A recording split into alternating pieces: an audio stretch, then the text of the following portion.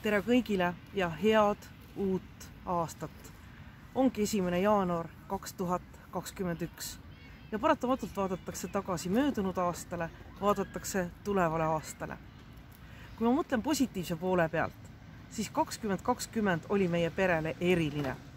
Meie perre lisandus Oskar, kes on tänaseks juba 5-kuune. Kui ma mõtlen Eesti peale, siis positiivne on kõigi nende inimeste töö ja panus, kes võitlevad meie tervishoiusüsteemis. Võitlevad süsteemi püsti püsimise eest, võitlevad iga inimese tervise eest. Aitäh teile ja sõnadest ei jätku, et öelda välja kõik see, mida me teie vastu tunneme. Olge terved. Ja kui ma mõtlen rahvusvaheliselt positiivse peale, siis Joe Bideni valimine. Ma ei ole seda varjanud, et Joe Biden on olnud mulle sümpaatne presidendikandidaat. Mul on olnud võimalus temaga koostööd teha ja ma tean, et tema saamine Ameerika Ühendriikide presidendiks tähendab head nii rahvusvaheliselt, nii Euroopa Liidule, kui ma loodan ka Eestile. Kui ma nüüd vaatan negatiivse poole pealt, siis midagi ei ole öelda, aga see on koroona. Ka meie pere ei jäänud koroonast puutumata.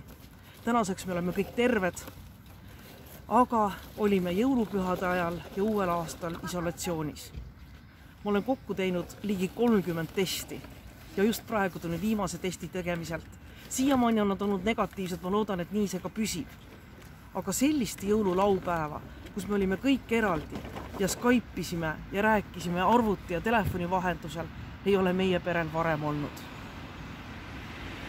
Negatiivse poole pealt, kui ma vaatan Eestis toimuvat, mul on kurb, piinlik ja valus vaadata, mida teeb meie valitsus. Need väljaütlemised, see vastandumine, otsustamatus. Ma tõesti loodan, et vähemalt vaktsineerimisega saadakse hakkama kiiresti ja efektiivselt. Et tempot suudetakse tõsta, et meie eesliini töötajad, et meie riskirühmad saavad võimalikult kiiresti vaktsineeritud. Mitte paarisaja inimese kaupa päevas, vaid 10 kordi kiiremini. Selline oli aasta 2020.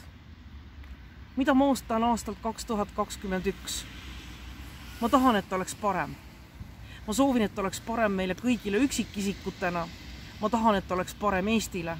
Ma tahan, et rahvusvaheliselt oleks olukord rahulikum.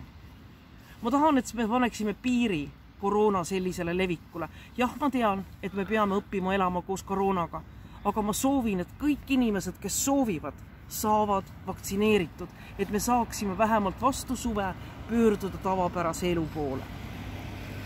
Aga praegu, mask ette, me oleme avastanud viimase 10 päeva jooksul praktiliselt kõik Tallinnat ümbritsevad mererannad, Tallinnat ümbritsevad metsad, oleme teinud metsamatkasid, nii et kui ma saan negatiivse tulemuse, saan ka mina lõpuks pöörduda tavapärase elu poole.